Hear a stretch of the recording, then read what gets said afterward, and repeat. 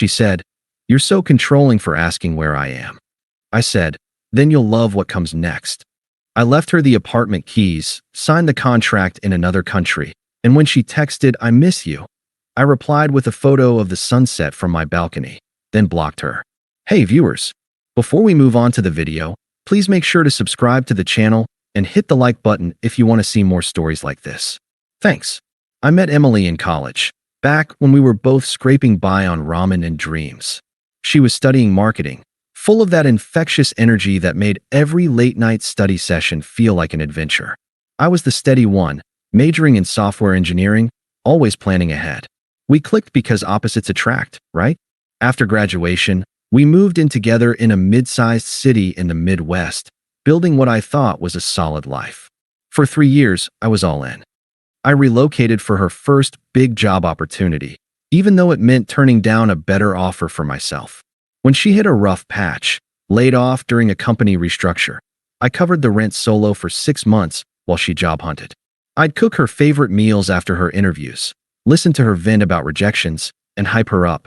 "You've got this," I'd say, meaning it. Flashback to one night. She came home defeated, tears streaming, and I held her for hours, promising we'd get through it.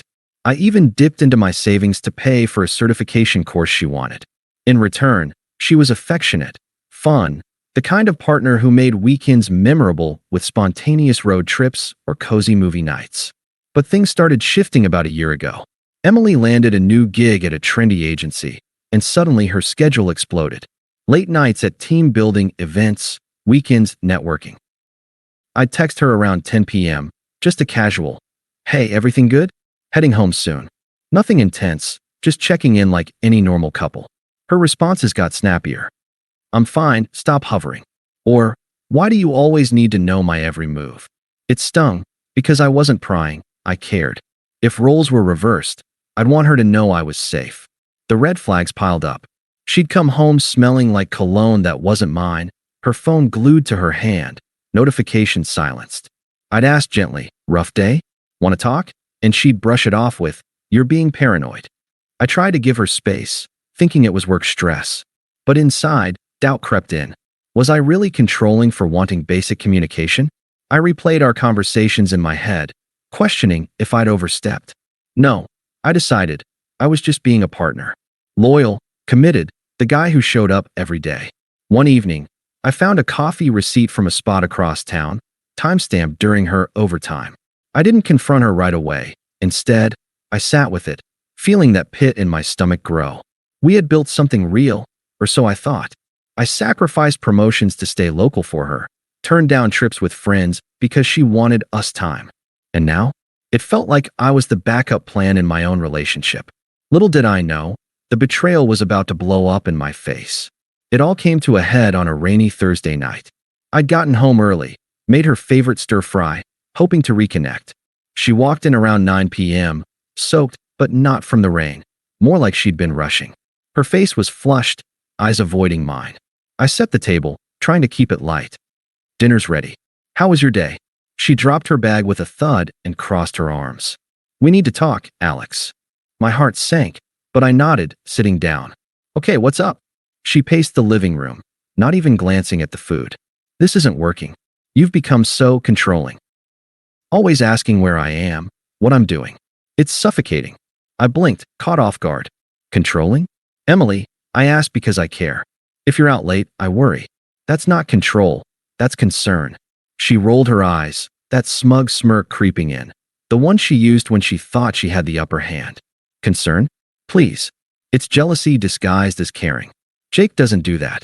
He trusts me, lets me breathe." Jake, her co-worker, the flashy salesman from the agency. I'd met him at a company party. Charming, sure, but slimy.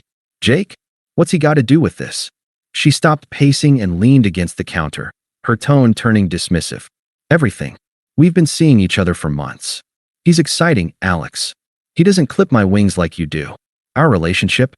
It's stagnant. You're always planning, saving, being responsible. Jake lives in the moment. He makes me feel alive." I felt like I'd been punched. Months? All those late nights, the dodgy excuses. "So you've been cheating, and you're blaming me for what?" wanting to know if you're safe. Her laugh was sharp, cruel. Cheating? It's not like that. You push me away with your neediness. Asking, where are you every night? That's not normal. Jake says it's a red flag for control issues. I deserve someone who respects my freedom. Twisted logic at its finest. She was justifying betrayal by flipping the script on my basic decency. Freedom to lie and sneak around. Got it. So what now? She shrugged, like we were discussing takeout options. I'm moving in with him. His place is bigger, closer to work. You can keep the apartment. Consider it a parting gift. We'll split the stuff later. No remorse, just smug efficiency. I sat there, the stir-fry going cold, processing her words. Inside, rage bubbled, but I swallowed it. No yelling, no begging. I'd seen enough Reddit stories to know that wouldn't help. Instead, I stood up slowly, grabbed the apartment keys from the hook, and placed them on the table. You're so controlling for asking where I am, she repeated mockingly, as if to drive the point home. I met her eyes, calm as I could manage. Then you'll love what comes next. She frowned, thrown off. What does that mean? I didn't elaborate. Just turned and headed to the bedroom to pack an overnight bag. She followed, her voice rising. Alex, don't be dramatic. This is for the best. You'll see. Maybe you'll find someone who likes your stability. Stability. Code for boring, I guessed. No drama here, I said evenly. You want freedom? You've got it. She huffed, grabbing her things. Fine. I'll crash at Jake's tonight. We can talk logistics tomorrow. As she left, slamming the door, I felt the weight of it all crash down. But I didn't chase her. Instead, I sat on the couch, staring at the wall, letting the confusion swirl. How had my loyalty turned into this? Flashback to our anniversary last year. I'd surprised her with a weekend getaway, and she'd whispered, "You're my rock." Now, that rock was apparently a chain. By morning, I'd made a decision. No confrontation, no emotional outburst. Just detachment.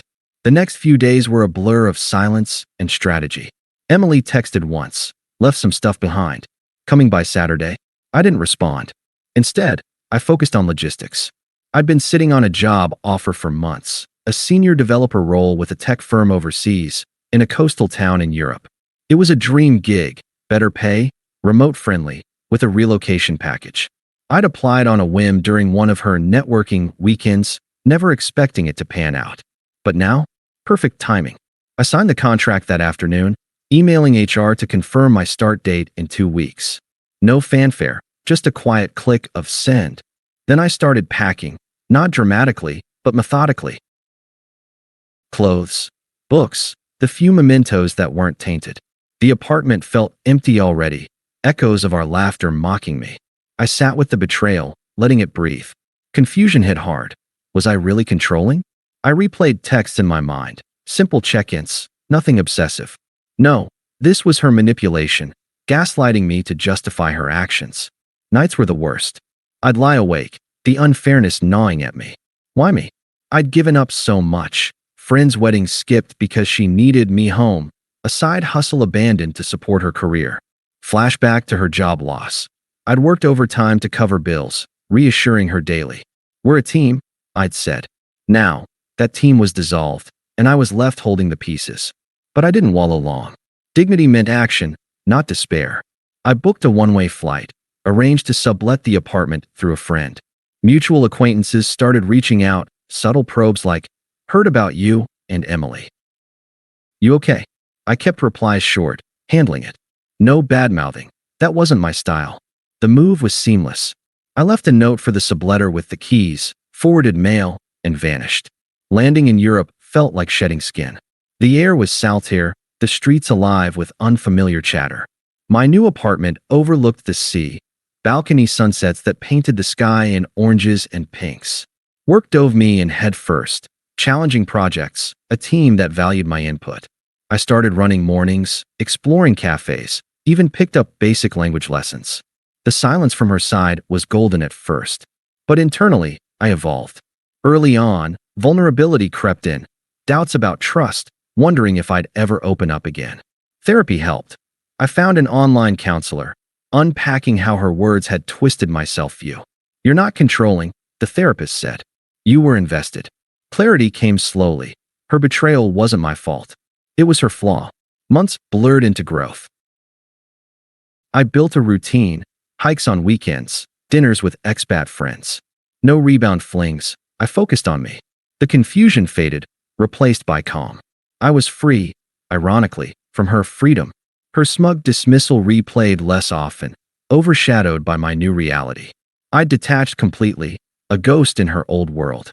Little did I know, her unraveling was just beginning. Settling into my new life abroad, I kept tabs on the old world sparingly, mostly through occasional updates from mutual friends who weren't fully in her camp. At first, it was radio silence on Emily's end, which suited me fine. I figured she'd ridden off into the sunset with Jake, living that exciting life she craved. But about 3 months in, the cracks started showing. One of our shared acquaintances, Mike, a guy from her agency who I'd played pickup basketball with, messaged me out of the blue. "Hey man, not sure if you want to hear this, but things blew up with Emily and Jake." I didn't probe, but he spilled anyway. Turns out, Jake wasn't the free-spirited prince she'd painted. He was unstable, with a history of bouncing between jobs and relationships. Emily had quit her position at the agency to support his latest venture, a shady startup that promised quick riches but was basically a pyramid scheme. She'd invested her savings, convinced it was their big break. Karma hit like a freight train. The startup imploded when investors pulled out, exposing Jake's embezzlement. He bailed, leaving Emily holding the bag, debts piling up, no job, and isolated because she'd burned bridges at work by bad-mouthing colleagues who didn't get her new path. Worse, Jake turned abusive in the fallout, yelling matches, controlling her finances, ironic, right? And eventually cheating on her with someone from his old circle. She found out when his ex messaged her screenshots, proof he'd been playing multiple women all along. Mike said she'd unraveled fast. Moved back to her parents' place in the suburbs, scraping by on freelance gigs that barely covered bills. Her social media, which I glanced at once before blocking, shifted from glamorous posts to vague cries for help. Life lessons come hard, or betrayed by those you trust. Friends started distancing themselves when the truth leaked. Jake's mess wasn't just personal. It tangled her in legal drama over the failed business. One by one, people saw through her facade. The smug girl who dismissed me as controlling was now the cautionary tale. I didn't gloat. Sitting on my balcony, watching the waves crash, I felt a quiet satisfaction. Not revenge, justice. She'd chosen chaos over stability, manipulation over loyalty, and now it bit her. I thought back to those late nights I'd worried about her safety, only to be gaslit. Now, she was truly alone, her freedom, a cage of her own making. As her downfall deepened, the outreach began. Subtle at first, then desperate. But that's getting ahead. Let's just say, her attempts to crawl back exposed her true colors even more. It started innocently enough, about 6 months after I left. An email popped up, her work address, since I'd blocked her number. "Hey Alex, hope you're well. Just checking in. Heard you're overseas? Crazy. Miss our talks. Let's catch up." I stared at it, the cursor blinking. Miss our talks? The ones where she'd accused me of suffocating her? I archived it without replying. A week later, a text from an unknown number.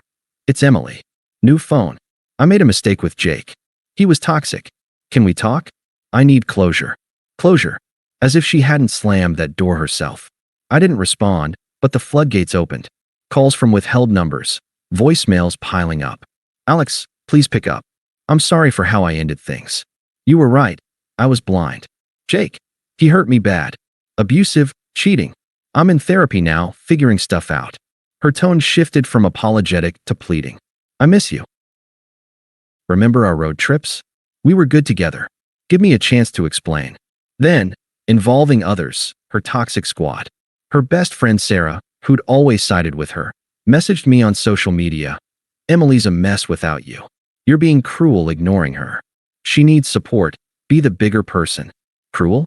The irony burned. Sarah followed up with a call. "Look, Alex, she's broke, living with her parents. Jake left her in debt. Her family's worried.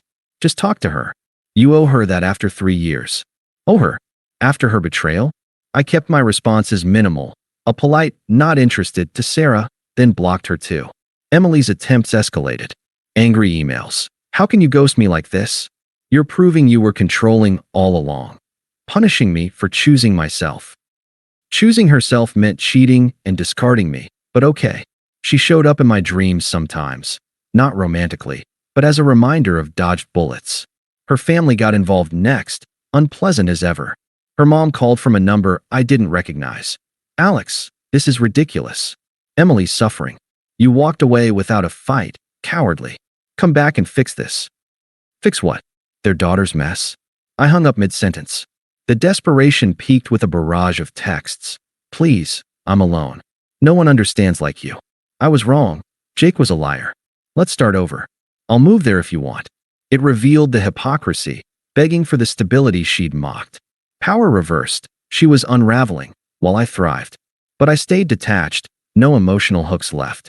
The climax came unexpectedly, about a year after the split, during an online reunion for our old college group. Mike organized it, a video call to catch up. I joined from my balcony, sunset glowing behind me, feeling worlds away. Little did I know, Emily had wheedled her way in, probably through Sarah. She popped on screen, looking worn, dark circles, forced smile. The chat was awkward, people tiptoed around our history.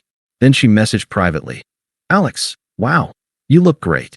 That view, incredible. Can we talk after? I ignored it, focusing on the group. But she pushed, unmuting. Hey everyone, quick shout out to Alex. Congrats on the move. We should all visit. Polite murmurs. Then, in private chat again. Please, Alex. I miss you. Jake was a nightmare. Abusive, left me broke. I'm better now. Let's reconnect. Her voice cracked on the call when she circled back publicly. Alex, off topic, but I regret everything. You were the best thing. Can we chat privately? The room went silent. I unmuted calmly, face neutral. Emily, that chapter's closed. I've built a life here. New job, new friends, peace I didn't know I needed. You're irrelevant to that now. She blinked, stunned. Irrelevant. After all we had. You're heartless. Heartless, like her smug breakup? I didn't bite. Not heartless. Just moved on. Completely. She ranted then, true colors blazing. You think you're better? Running away to Europe? You'll end up alone too. I smiled faintly. Alone? Nah. This is freedom, real freedom. Enjoy yours. With that, I sent a quick photo to her private chat. The sunset from my balcony, waves crashing below. No caption needed. Then, I blocked her mid-call, excusing myself from the group with a wave. Great seeing you all, gotta run. After, reflection hit. I'd evolved, from the hurt guy questioning his worth to someone emotionally free. No sympathy for her karma, it was earned. Now, I'm dating casually, someone who values stability without weaponizing it. Work's booming, life's sunsets over the sea. Thanks for watching. Make sure to subscribe to the channel and hit the like button. What do you think about this story? Share it in the comments.